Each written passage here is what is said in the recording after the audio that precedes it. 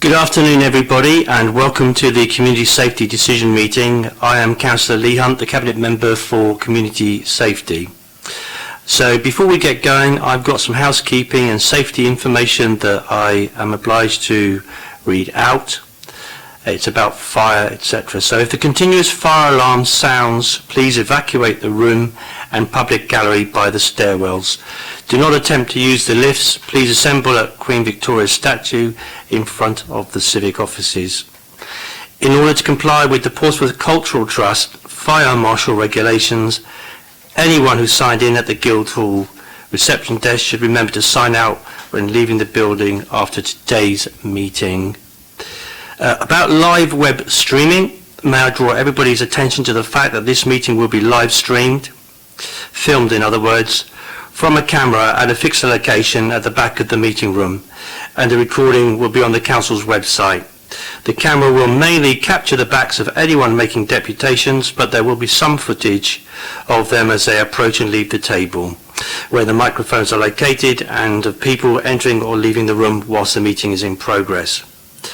Members of the press and public are also permitted to record the meeting on the understanding that it neither disrupts the meeting nor records those stating explicitly that they do not wish to be recorded. Please can everybody remember to use the microphones provided when they are speaking, and if they could bring the microphones closer to their mouths, because in these sorts of meetings people tend to have them over here and it's hard to hear. Okay, well thank you very much indeed everybody for your indulgence there. So today is Wednesday the 31st of July and we're gathered here to consider items on the agenda, which I'm going to very shortly. But first of all, do I have any apologies for absence? And I don't think there are any, no, because you're both here. So any declarations of interest? No. And before we get going, could we run around the table so everybody introduces them? Perhaps we can start with you, Councillor Corkery, and just let people know who they are and what they do. Yep, Councillor Cal Corkery, Opposition Spokesperson for Community Safety. Councillor Gemini, Opposition Spokesperson for Community Safety and Paulsgrove Ward. So I've already introduced myself. Jane Dodino, Local Democracy Officer. Good afternoon, Richard Lee, Regulated Services Manager. I'm Colette Hill, Assistant Director for Neighbourhoods. Lisa Wills, Strategy and Partnership Manager for the Community Safety Team. Yeah, thank you very much, everybody. So I've had a couple of requests to vary the order on the papers, and I'm quite happy to do that. First of all, Bruce Marr, he'll be coming over to speak to the item agenda 3, which is the Independent Sexual Violence Advocate Funding. So he's asked me to put that back a little bit. I intend to take Mr. Lee, first of all, about his Portsmouth Food Safety Plan. But before that, I'm very pleased that we've got Lisa Wills here. And Lisa's going to tell us about, you won't be aware of this, it's a verbal update, something we've been talking about over the last 2 to 3 weeks, so not a formal report, but it's an information verbal update about the Community Crime Reduction Fund, which was started off as a paper back in February this year, and Councillor Ashmore allocated £30,000 over 3 years. And Lisa, if you'd like to go ahead and give the meeting an overview of what we've been doing, what the intention is, and when we can expect a formal paper. Sure, thanks very much. The paper that the Community Crime Reduction Fund was approved in, the process to set up the Community Crime Reduction Fund was approved in February this year. There were 2 options considered. One was an application process, inviting applications to the fund. Another was a community workshop approach, and the councillors at the time chose the community workshop approach. So what we've been doing since then is developing that idea and finding out ways to do that. So the approach is that it's participatory budgeting in effect. So the plan at the moment is that we're going out to get some quotes from people to run some good community workshops around to involve the community really in crime reduction. We're in the process of waiting for quotes to come back at the moment. and we're hoping that the workshops will take place in the autumn. I can give you some more detail about it if you'd like, but that's really the sum total of it. It was a quick verbal update, really, just to make sure people were aware that it was happening. I think I have to correct you, I'm afraid, Councillor Hunt, that the amount of money that was set aside was £30,000 for 3 years, each year £30,000, as opposed to 30,000 over 3 years. Sorry. So the total is 90,000. It is. So, well, that's good news. So the approach that I've agreed is that we'll go out to the community to do, we are evolving this right now, so it's not firmed up. So there are 3 sectors in Portsmouth now, which is the north, central and south, and we'll be looking to do community workshops to find community solutions to crime reduction. So this is about the community, so the grassroots telling its story and telling us about ways it feels that, or they feel that crime can be reduced and how it impacts on them. Any questions you'd like to ask? No, just a point, I guess, in future, if it's possible to have these things on the agenda, so then we can kind of prepare accordingly. Well, I'm trying to be helpful. It's a verbal update. You will get a paper, and I'm trying to be open and transparent, so I'm bringing you the information as soon as I get it. So sometimes that won't be by way of a paper. If I think it's important and it's something that would interest yourselves, and I think it does, and it should, of course, and I know it will, I'll bring those by way of verbal reports, and you'll get subsequently a paper. Okay? But just if we could be advised of the fact that a verbal report's going to take place, obviously when you're aware. I mean, I've got no issue with this at all. It sounds like a brilliant report to have, but it may be another day something that I find more significant and I would like to be prepared for. So just a kind of... No, that's a very fair point, and I accept that. Thank you. Just to add, just a final thing to add about the approach that we're taking, we want it to be, Councillor Hunt's be keen for this to be a cross-party piece of work. So I will be forwarding you the papers and the information in due course. Thank you very much, Lisa, and you're free to go. Thank you very much. Thank you. Mr. Lee, your report about Portsmouth's food safety plan. Thank you very much. It is, in confirmation, the Food Safety Operating Plan 2019-2020.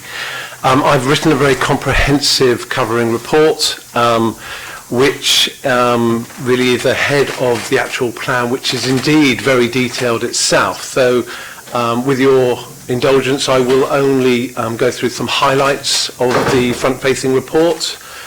The focus of the report is to define the profile of food businesses in Portsmouth, and it sets out the very complex food safety functions which are delivered by Portsmouth City Council to ensure that the businesses that deliver food in Portsmouth are inspected in accordance with the government's requirements to ensure that public health is protected.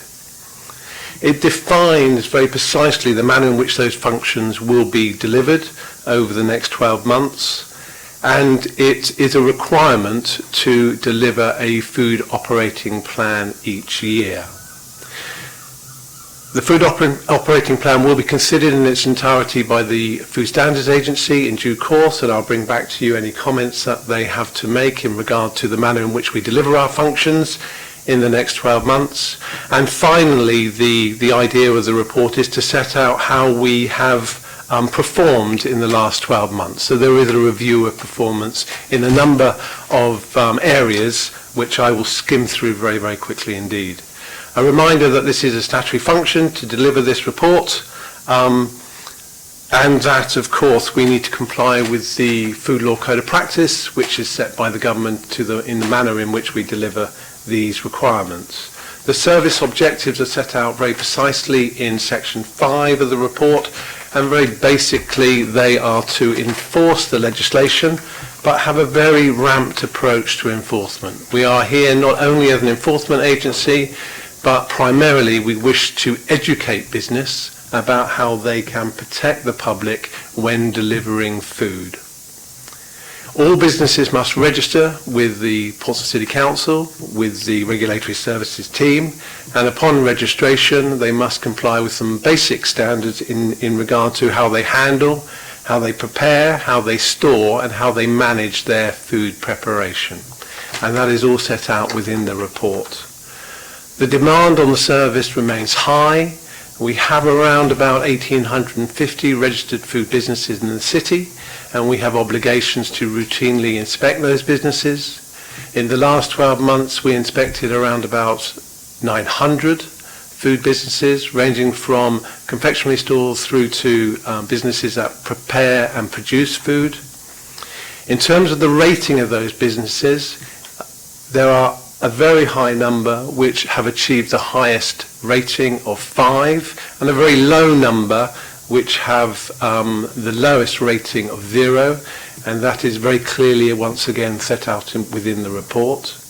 In terms of our enforcement, as I say, it's a very ramped approach to enforcement. It's about education and guiding business operators to ensure they know how to comply and maintain those standards throughout the duration that business is open. In the report, it does set out a number of enforcement actions that we've taken, whether they be formal letters of warning, and there were around 85 of those, whether they be formal notices requiring improvement, and there are around 30 of those we served this year. We've closed 8 properties, and we've prosecuted 7 properties for major non-compliances of the law. Despite those numbers, and they might sound quite high, they represent only 1% of the food businesses in Portsmouth. So again, it's reiterating the high standard of food offer in Portsmouth. The key activities that we'll deliver over the next 12 months are set out in section 14. There are a number of key areas which we need to be concerned about, and that is the changes of legislation which are coming through the government. They are introducing a review of the manner in which we are required to deliver our processes. They call that regulating our future, and that is likely to be coming within this financial year.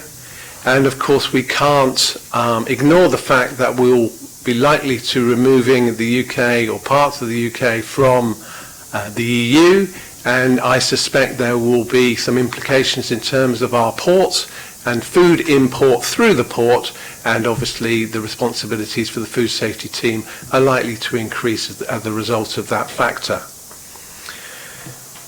Effectively, our regime will continue in the next 12 months that it has been delivered in the last few years. There are no major changes. However, of course, the manner in which we deliver our function has got to be brought to your attention, and that is summarised within section 14, the key activities, and there's a lot more explanation within the food operating plan itself.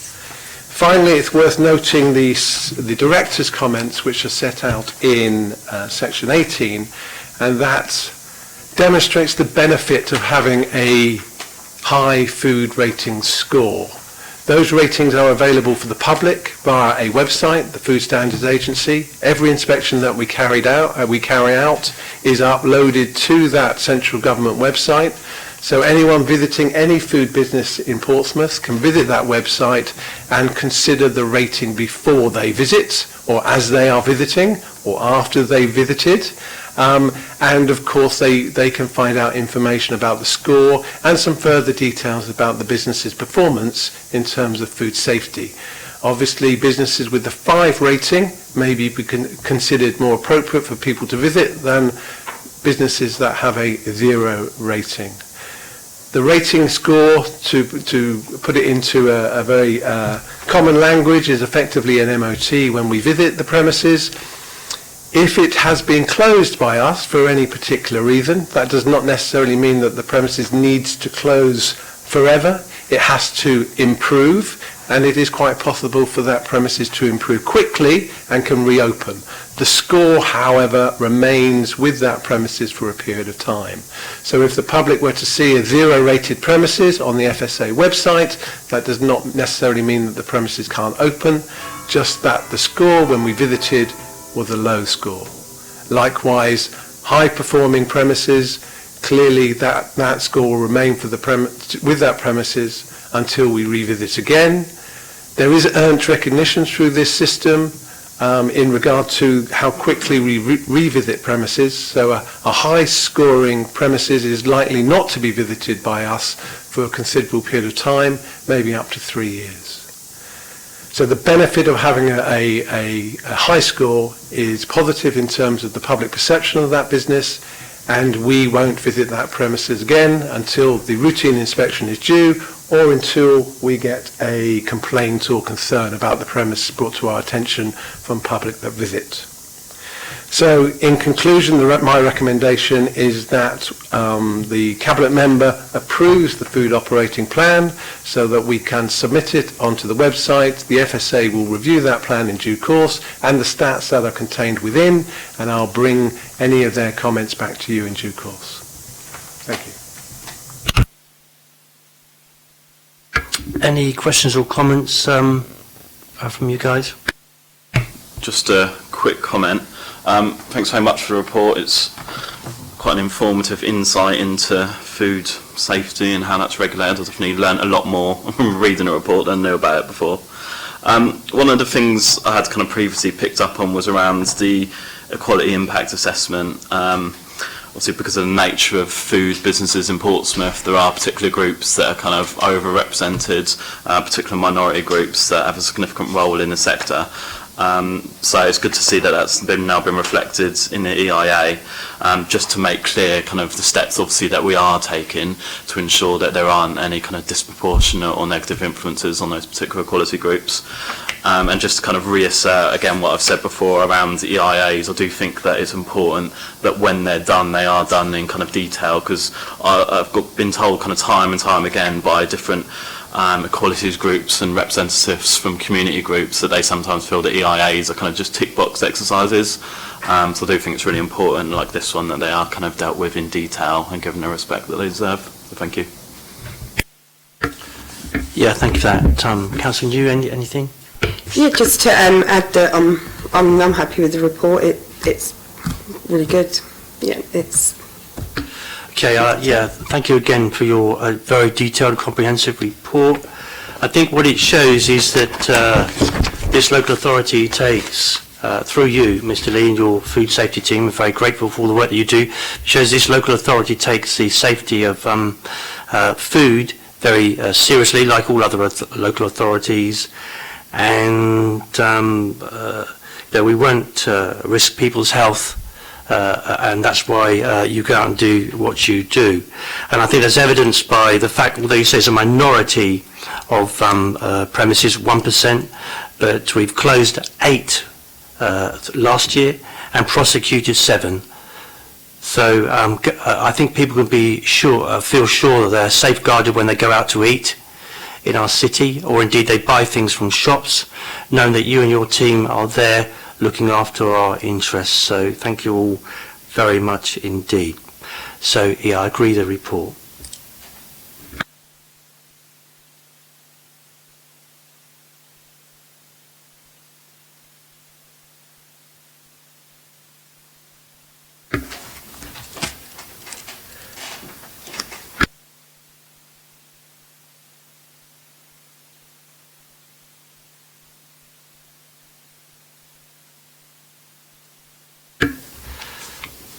Mr. Marr, who wanted to come and speak to your item, he's the officer that you will be aware of. He's still not here at the moment. So do you mind if we take the item about community wardens with Mrs. Hill? Would that be all right? Okay. Thank you very much, Mrs. Hill. Thank you.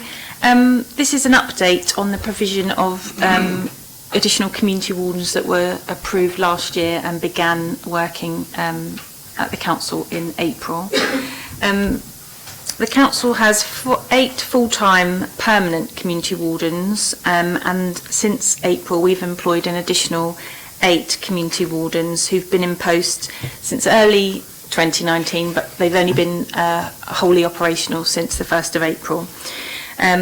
This team is funded from this additional team is funded from Environment and Community Safety Reserves, the Flexible Supported Housing Grant and the Housing Revenue Account.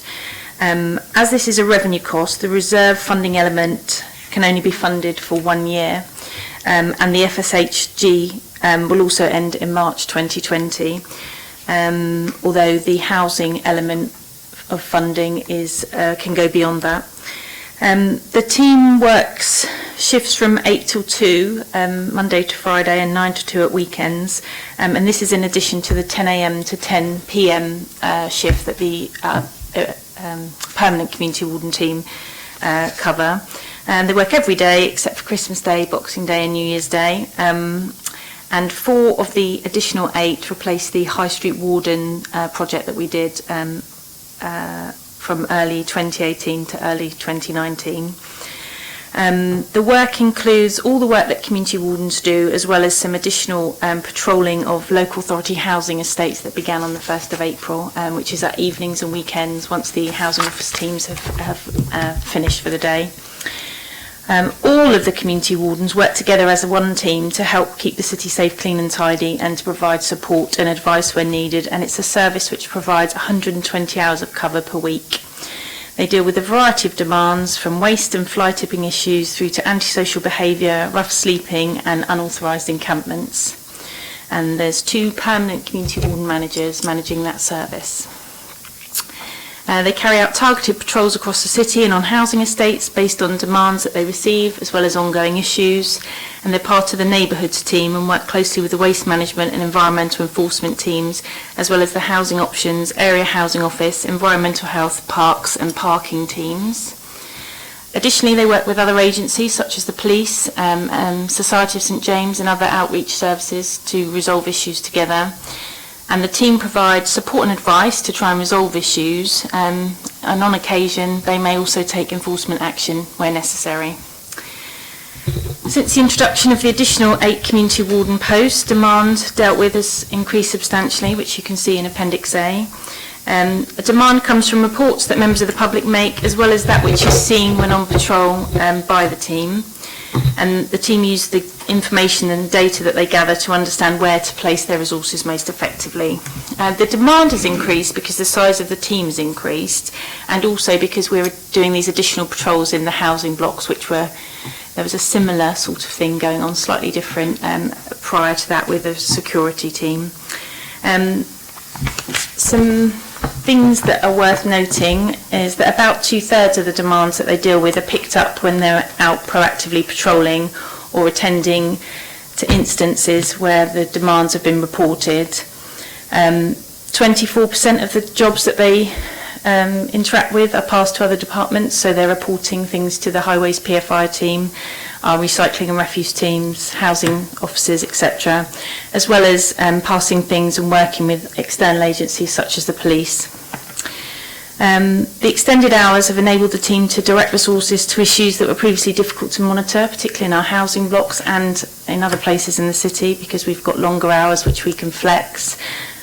So although the team is set to work till 2 in the morning, there's been a few occasions where we've found things going on. We know they're going on after that, so we've started them later to try and deal with those things.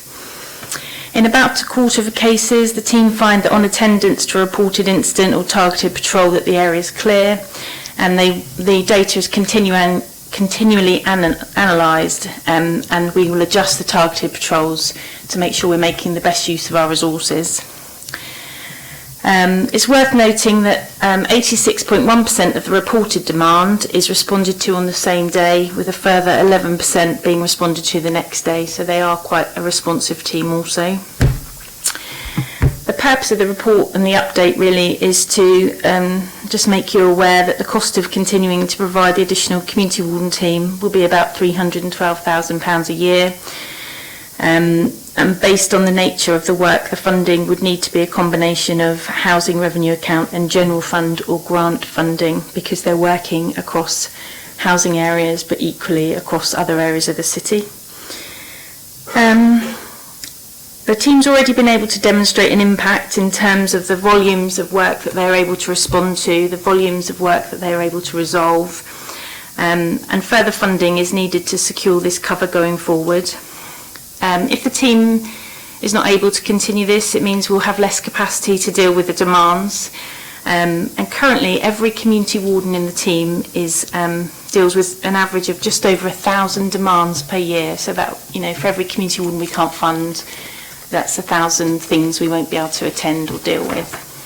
And that's it, really. I do intend to bring you a further report around October time, because the work I'm doing at the moment is to identify funding. We're just in the budget setting process, as you'll be aware, so we're doing everything we can to try and identify and plug that budget pressure.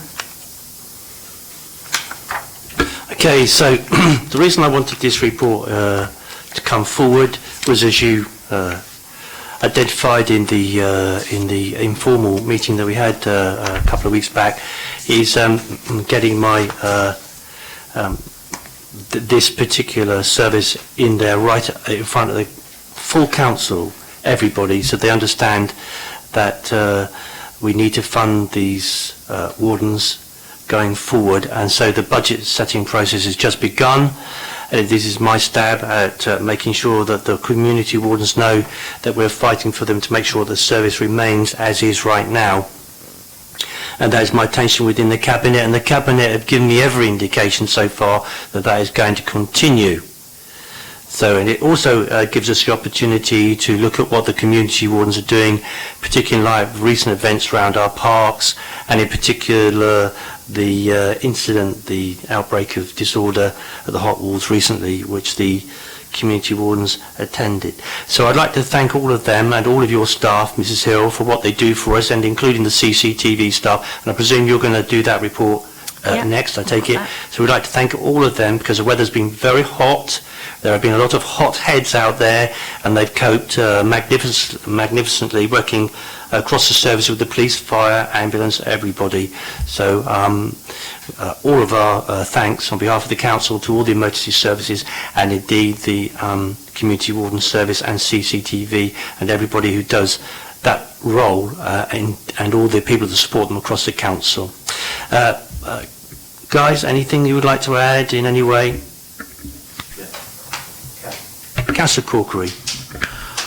So I guess just really to kind of echo what you said about the importance of the service, and the kind of regular feedback that I get from my constituents is how much they value seeing the community wardens in their blocks and on their estates, particularly out of hours, where previously they may have felt there was a bit of a gap in service, and also not just in terms of kind of responding to particular issues and patrolling, but I've also come across them a number of times at different community events and meetings. So I think that's another really important aspect, and you kind of talked about that's the way in which they pick up issues. They're almost kind of the eyes and ears of the council out there in the communities that really need our support. And I guess, to kind of pick up on the issue around funding, I think this is something that we'd definitely like to support, and hopefully be able to, like you said, Councillor Hunt, work across councils to try and secure the long-term security of this scheme. Particularly, obviously, it's important to have the scheme running, but I also think about it from a staffing perspective, having people on fixed-term contracts kind of year to year with little awareness of whether that's going to go on any further, obviously isn't really giving our staff the security they deserve, and they need to kind of build settled lives. So hopefully that's something we can try and build on, having long-term permanent positions made available as well. Thank you. Yeah, indeed. Thank you for raising that point, and we've discussed this with Mrs Hill and her team. That remains the aspiration of the Cabinet and the administration, and we must see how the budgets lie, and indeed we'll be looking to do that.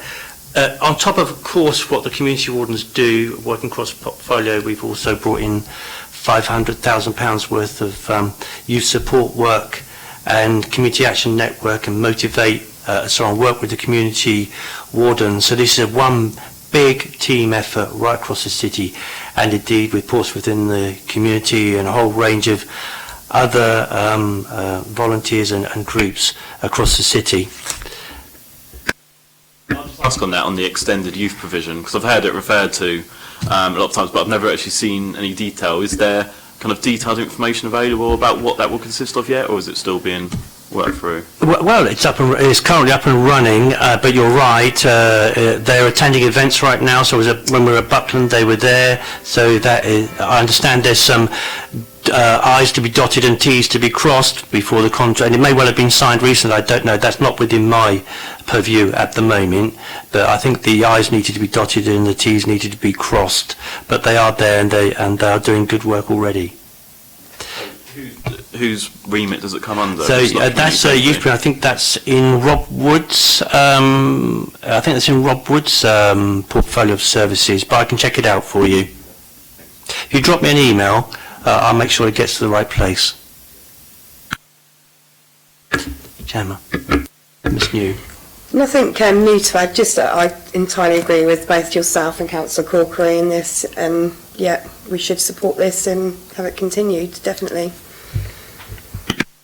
Yeah, I'm sure you will take back all of our thanks to all of the teams. Thank you. So we'll move on then to CCTV in the hope that Mr. Marr shows up quite soon. No need to pad it out because otherwise we'll take the report as it is anyway. So, and the report's by my colleague, Roy Goulding, who couldn't be here today. He's the Community Safety Manager and directly manages the CCTV team. This again is an information-only item, and just to provide the Cabinet Member for Community Safety with an update of the CCTV camera system that's been installed at Stampshaw Adventure Playground, which covers part of Stampshaw Park.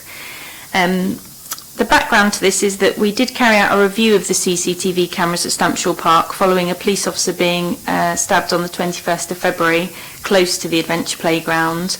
But there have also been reports of antisocial behaviour occurring in the area. In the short term, we put a redeployable camera was installed whilst we looked at works to upgrade the system in the park. Hampshire Constabulary has identified Stampshaw Park as a priority for them due to these incidents taking place and requested support for the installation of CCTV cameras. There is already a bespoke CCTV system installed at Stampshaw Adventure Playground with a capacity to view and record images, with 8 CCTV cameras operational on that site. 4 additional cameras are to be installed in the playground pending the installation of a permanent power supply on 2 lampposts. There are 5 cameras installed on the youth centre main building, which cover the playground site and the park area to the east of the park. And 3 cameras are installed on a north side floodlight within the external ball court area, and this covers the ballpark and some of the park area to the east and west.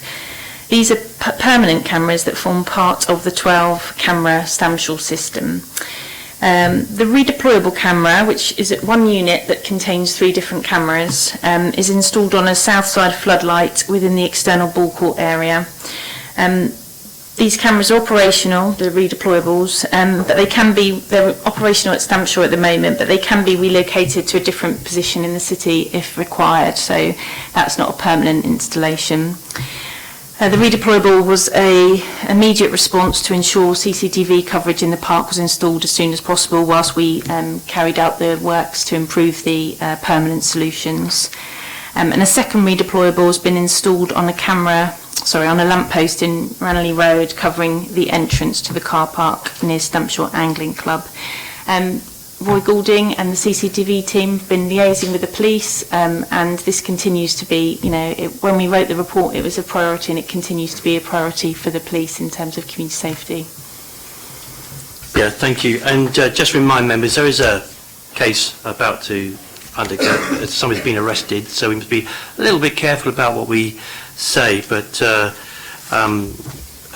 it's good news that all these cameras is already being reported in the news on July the 24th. It was one of the first things I set out to do when when this particular matter happened. People were saying that all the cameras were taken away. That wasn't quite true, and that would become obvious in due course. But this is good news. Residents up there are very pleased that they'll be able to go in there, and the park is virtually covered as far as it can be completely, apart from the tree cover. There are places under some of the trees that you just can't look at. But apart from that, the entrances going in and going out people can feel much better and can feel better safeguarded by the installation of the cameras at this location. Okay. Councillor Corkery, would you like to add anything or ask any questions? I just want to say I do think this is a good idea if it's going to help improve antisocial behaviour, crime, but also boost safety there as well. It's really good, but it's probably something that we could look at maybe in other areas as well for that kind of thing, because we have got not so much the seriousness of the incident that's happened, but antisocial behaviour, maybe some low-level graffiti or criminal damage as such as in other. I mean, in Portsmouth, I know there's some. Yeah, maybe it's something we could discuss for other areas as well. If it's helping in an area like this, then I can't see why it couldn't help. I mean, maybe not as many cameras or anything, but maybe a bit more low-key. But what I could do is get Roy to update you on what provision there is already in the Paulsgrove area, and then we can look at where we're having any issues and talk to you about that. Is that okay? That'd be brilliant, thank you. Hi, Ms. Marr. Yeah, you're quite right. I just come in there. So there was ongoing problems, I remember, along Alloway Avenue about 18 months ago when some of the local councillors got really involved. Perhaps you're one of them, I don't remember, certainly in the news. And so they were very proactive in getting more resources directed to that location. We had we've got outside the shops along Alloway Avenue, there's railings and there's like planters set on top. The kids pulled all of that out, destroyed the whole lot. But at the same time taunting people visiting the shops as well, and that was all around like the youth club up there, because they were barred from there because of various issues. So rather than helping the situation, they just dispersed it from one place to another.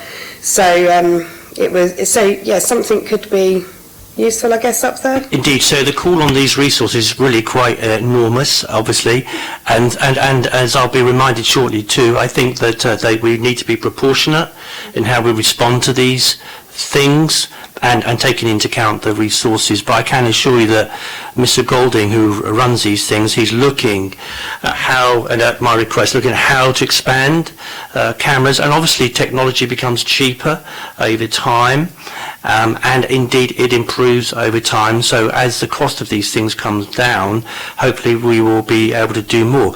But the other thing I'll throw in here too is the £500,000 we've spent on the youth, let's call it outreach work, in order to make sure kids have something to do across the summer months in particular.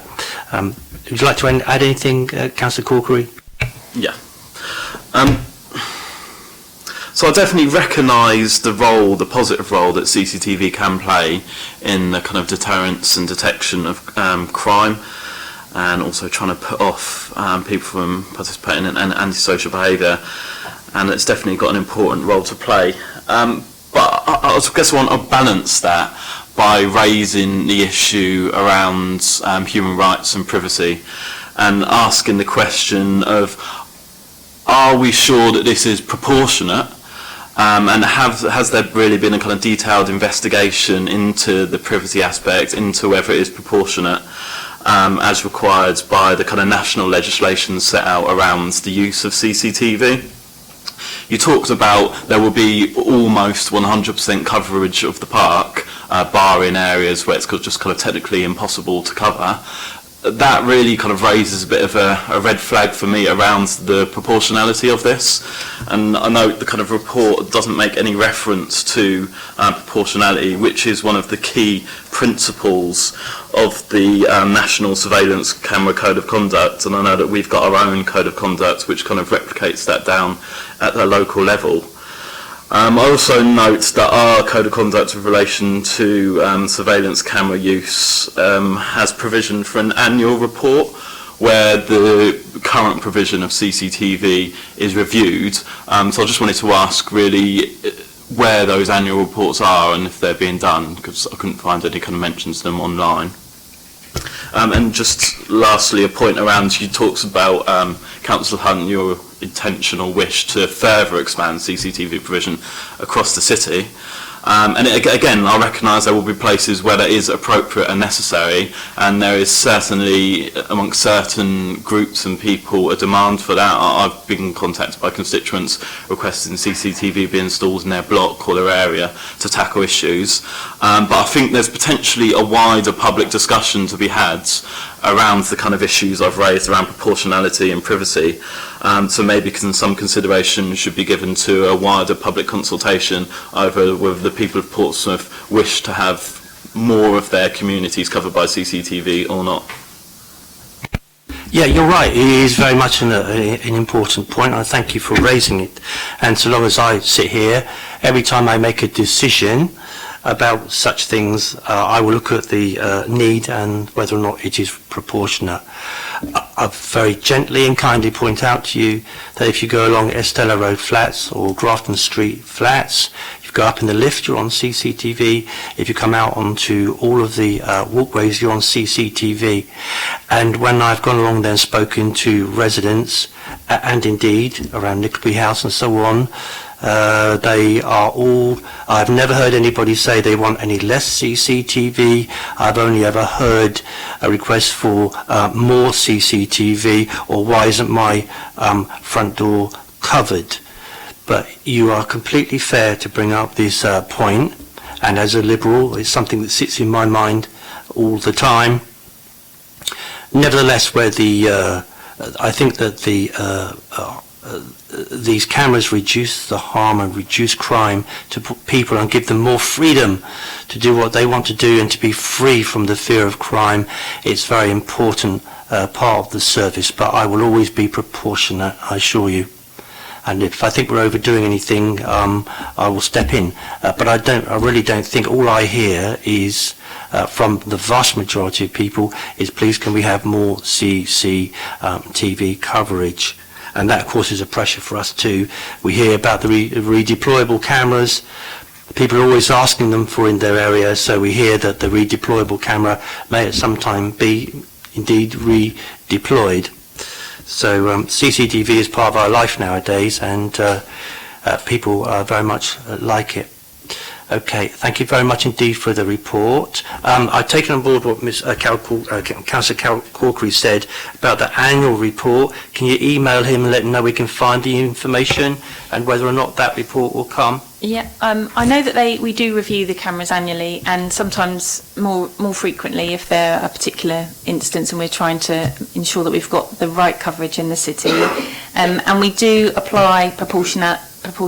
I mean, the number of requests we get to put our redeployable cameras in places for a one-off incident, and we'll sort of say, well, we've only got a record of one incident, so there is a proportionality test applied. But I'll get Roy to brief you on that in a bit more detail. As far as the report, I'm not aware that there's an actual report, but I'll check with Roy and come back to you on that. Yeah, thank you for that. Good afternoon, Mr. Marr. Do you want to come up here, sir? Is that all right? Yes. So, I'm dreadfully sorry to keep you waiting, but it's a very important report about the partnership working that we're doing around independent sexual violence advocate funding. And if you guys would like to come up, I presume you come here to speak to the item, is that correct? Yes. Please do.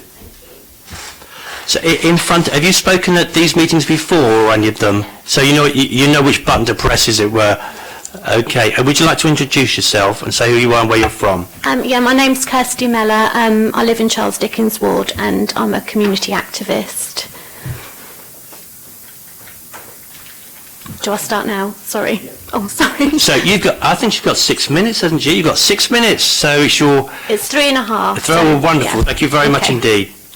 Okay, sexual violence is any unwanted sexual act or activity, including but not restricted to rape, sexual assault, child sexual abuse, sexual harassment, rape within marriage or relationships, trafficking, sexual exploitation, and ritual abuse.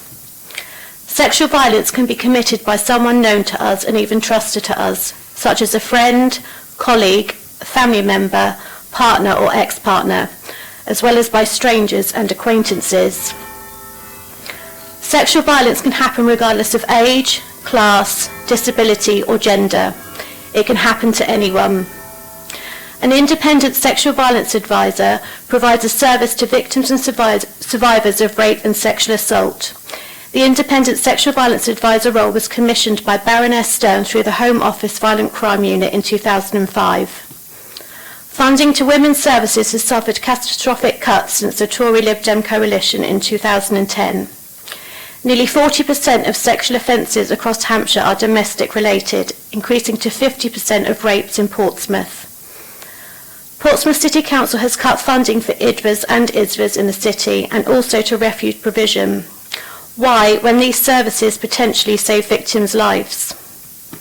Community Safety was once home to the Early Intervention Project, a valuable service in our city that worked with and supported survivors of domestic abuse and sexual violence.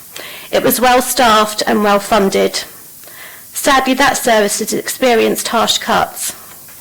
Although a service still exists, the number of IDVAs and ISVAs has dramatically reduced.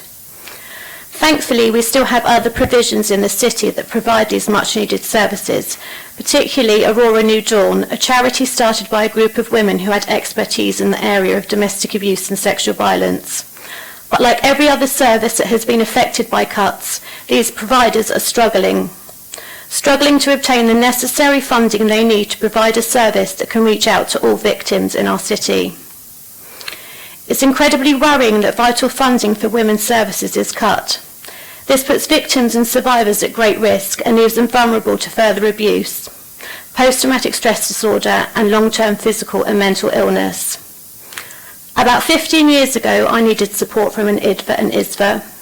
That support lasted for nearly 7 years when finally I was empowered enough to leave my abusive partner. Domestic abuse and sexual violence isn't as simple as, why doesn't she just leave? Or, she was drunk. Or, did you see the way she was dressed? She was asking for it. It's incredibly complex and difficult, and quite often extremely hard to admit that you are a victim of abuse. Without that support, I may not be standing here today as a strong woman I am. From the moment I disclosed the abuse, I was treated with dignity and respect. I was believed and no longer suffering in silence. I was empowered to make choices that supported and protected me and my children. I'm urging Cabinet members to give their approval and for Community Safety to commit £10,000 to a year's extension to the jointly commissioned Hampshire and Portsmouth Independent Sexual Violence Advisor Service. This service is vital in our city and vital in supporting victims of sexual violence. Thank you. Thank you very much, Kirsty.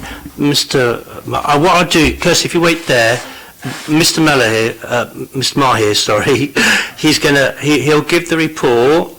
And I'm very happy if you want to stay there, ask him a couple of questions if you like afterwards. Is that all right? Maybe. Okay. Mr. Marr. Thank you, Councillor Hunt. I think Kirsty summarised the role far better than I, far better than I have in one paragraph. The current provision, which has been commissioned just over 2 years ago, is due to expire at the end of March. They have done a superb job.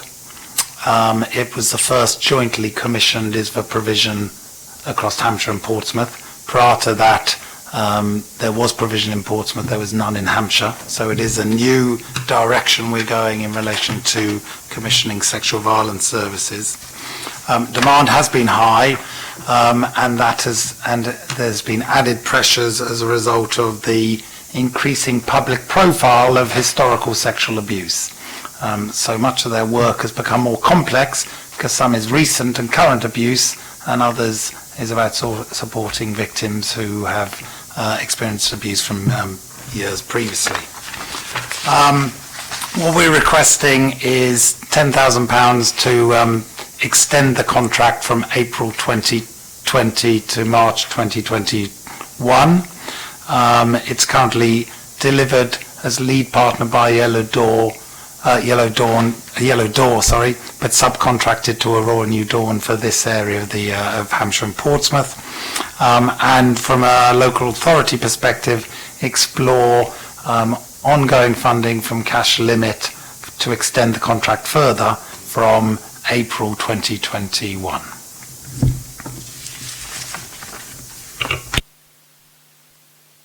Kelly, any questions you'd like to ask him about that at all? Okay. So the truth is, I didn't have to bring the report here. I could have just signed the money over, but I want this out in the open.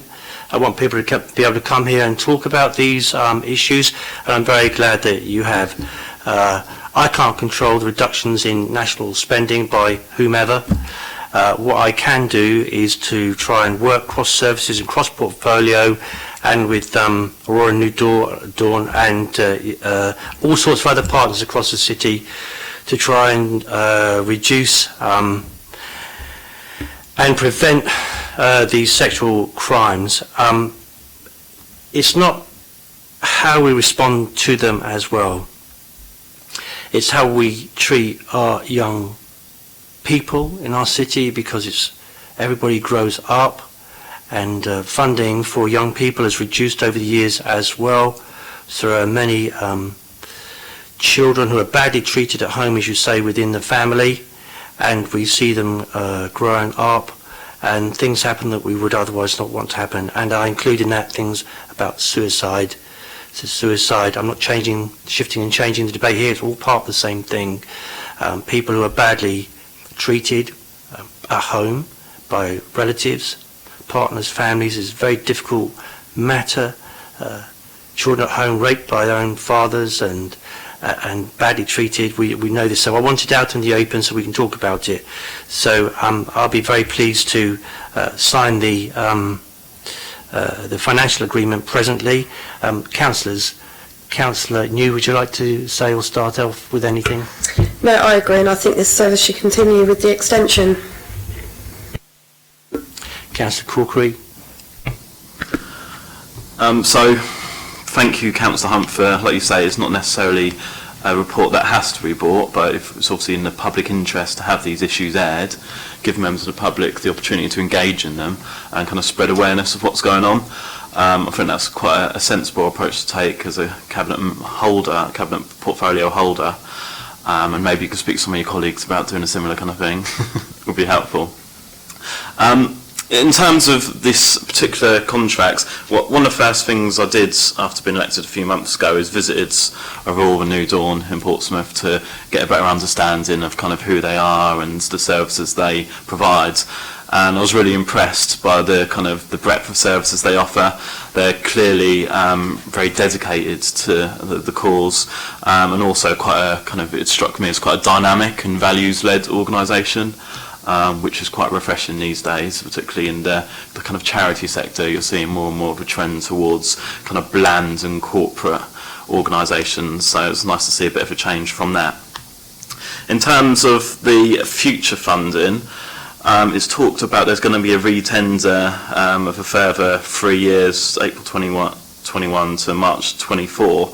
Is the expectation that PCC will continue to kind of jointly commission that alongside the existing arrangement? Yes, Councillor Hunt, the current contract is led by Hampshire County Council in partnership with the Office of the Police Crime Commissioner and Portsmouth City Council, and all three parties are showing an ongoing commitment. Indeed, and we hope so, because you've only got to look at the statistics within the report to see how, for want of a better word, what value for money that the people at Portsmouth gets out of this partnership. It is good value for money, there's no question about that. I would say too that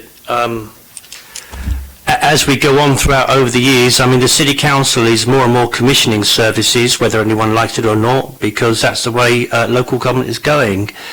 Whether or not we start to deliver these sorts of services directly depends on whether or not national government changes its direction of travel.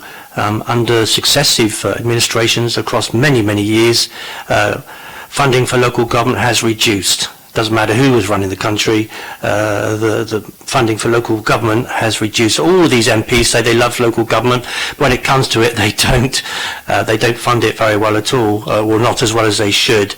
So it is it's a big problem for whoever is running the city. Anything else anybody would like to add? So what I'll be doing next is then signing that agreement, the financial paper, and then that money will be released to the partnership. I believe that's right. Okay, well, thanks. I think that concludes the meeting today.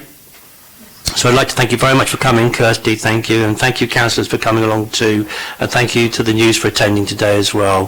Thanks a lot, Mr. Marr.